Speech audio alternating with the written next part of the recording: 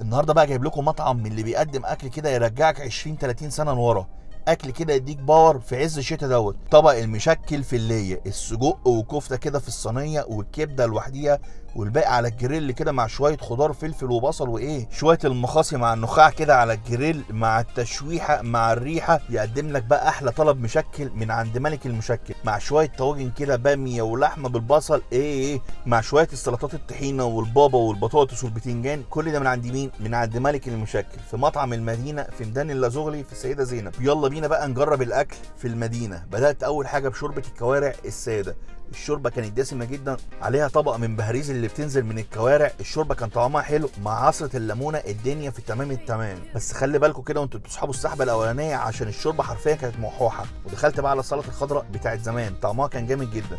يا سلام بقى على الممبار عندهم، التخديعه والحياء بتاعه جامد جدا، عامل زي الممبار كده بتاع بيتي وبيتك، مقرمش كده ولونه دهبي يفتح النفس الصراحه. ويلا بينا بقى ندخل على طبق الملك من عند ملك المشكل. طبق كده مليان من خيرات ربنا، كبده على سجق على نخاع على مخاصي على كفته، حاجات كتيره قوي. بدات اول حاجه كده بالكبده اللي كان طعمها حلو، ما بتشدش، طريه ناعمه في بقك كده. نزلت بوراها كده بحته من النخاع اللي بجد طعمها زبده في البق، زبده حرفيا. وراها حته من الكفته اللي كانت طعمها حلو نسبيا، مع شويه الخضار بقى دولت اللي متشوحين على الجريل. لا الطعم بتاعه جامد جدا. السجق عنده طعمه وتحبيشته وتخديعته جامده جدا. التسويه الحاجات دي كلها على الجريل في قلب بعضيها ادت طعم كده مع الليه ظابطه الاداء.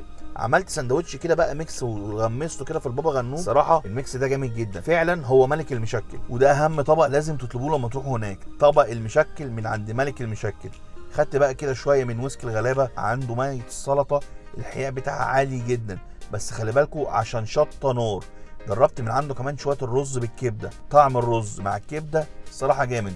بس اللي عجبني اكتر الرز الابيض بتاعه، طعمه حلو كده وطعم الزبده باين فيه. وطبعا ما نسيناش نجرب من هناك الطواجن بتاعت ملك المشكل. خدنا كده طاجن لحمه بالبصل وطاجن ورق عنب بالكوارع. اللحمه الصراحه كانت بتشد شويه ناشفه عشان قعدت كتير في الفرن، بس كان عند عظمته الحل. خدت كده لقمه وحطيت فيها حته من اللحمه على شويه من الجرجير وشويه من البقدونس، وخدت بقى معلقتين ثلاثه كده من البصل المتكرمل دوت شويه الزبده اللي سايحين فيه، وخدت بقى قطمه.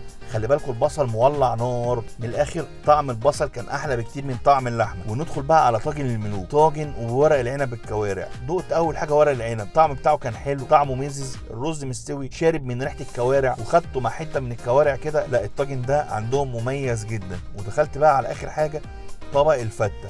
مبدئيا كده شكله وريحته مبشره جدا، رز على تغذيه السلطه على الطشه بتاعت الفته، لا طعم والريحه كل حاجه جامده، كل حاجه جامده في الطبق دوت، وسعره جامد جدا كمان. عشان كده بقول لكم لازم تروحوا تجربوا من مطعم المدينه اللي في ميدان اللازغلي. سلام.